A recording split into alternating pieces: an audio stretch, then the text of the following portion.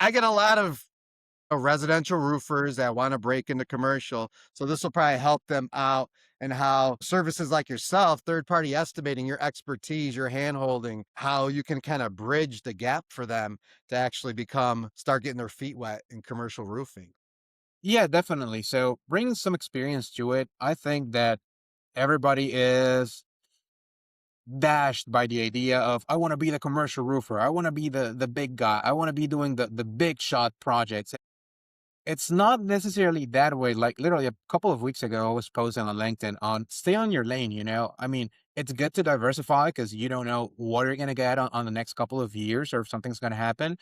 But try to keep on your lane, like try to be known for something specific. And more often than not, a residential company, if they don't really know what they're doing, jumping into commercial, man, I just keep going back to it. You're just gonna flush your company down the drain. It's fairly easy to make a mistake, and you don't really know, or they don't really know what it all entails to actually start doing a commercial business.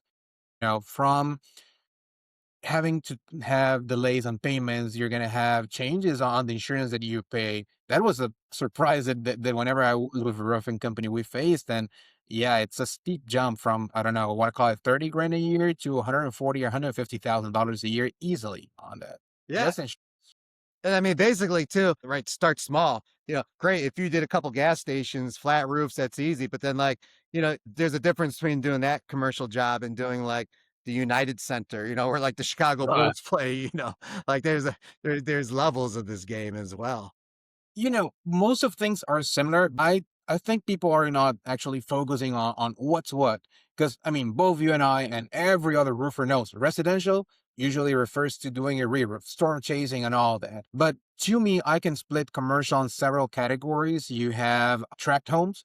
To me, that's commercial because that's a new construction Sure. home. You have new construction work, you have re-roofing, and all of this you need to face on a separate way or a new way of doing things with a different method. Each one has different difficulties, and as well, the earnings on each has to be split up on separate ways of doing the business. Hmm. Yeah. I mean, it's so specialized, right? I mean, it's just so. So one of the things that, more often than not, the residential contractors that come to us, they're like, okay, let's make a plan. I want to start this year doing the commercial stuff. And I'm like, yeah, hold your horses. Let's start with a 3-year plan. Really, 3-year plan? Yeah, man. Because man, one of the things that I constantly say, and it might be very drastic whenever I pull it out, is that if you're gonna start, first off, try a small re-roof. Don't jump into the pool. So quick story. You know how my dad taught me to swim? He picked me by the arms, threw me onto the pool, and while I was on the air, just like what the heck, he was like, "Swim." Yeah. That's not how you do it, man. That's how you get drowned. So, That's the old school way, man. You're showing your age. Like me, I was born in '76, right? So that's how they taught us, right? It was like, okay, just right, throw you in the pool. There you go, man. yeah, figure it out. I mean, hell, you came out of water, you know your way into it. But that's the thing. You usually have to start small, and that's what we recommend. Get with your local distributor, get with your local material supplier, have them introduce you to manufacturers and get a low tier qualification and start doing houses that have low slope roofs, start doing some mud bits, start doing small sections of TPO. And then what we tell them is go out there and door knock a commercial roof? Yeah, go door knock the daycare center at the end of the street. Go door knock the strip mall that's, two, three, four businesses, small ones.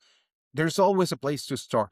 The thing is that whenever you want to go onto the big commercial jobs, 600,000, I don't know, $1.2 million jobs, there's just too much stuff that you don't get told at the beginning of it. First off, if it's a new construction, if you had a bankruptcy within 3 years, you couldn't work. Then they moved it to 5 years, and now it's usually 7 years. If you have any sort of bankruptcy or something like that, either personal or with a business, you just don't qualify and they don't look at it. They're going to look on what's your credit scores. They're going to look on if you can provide warranties.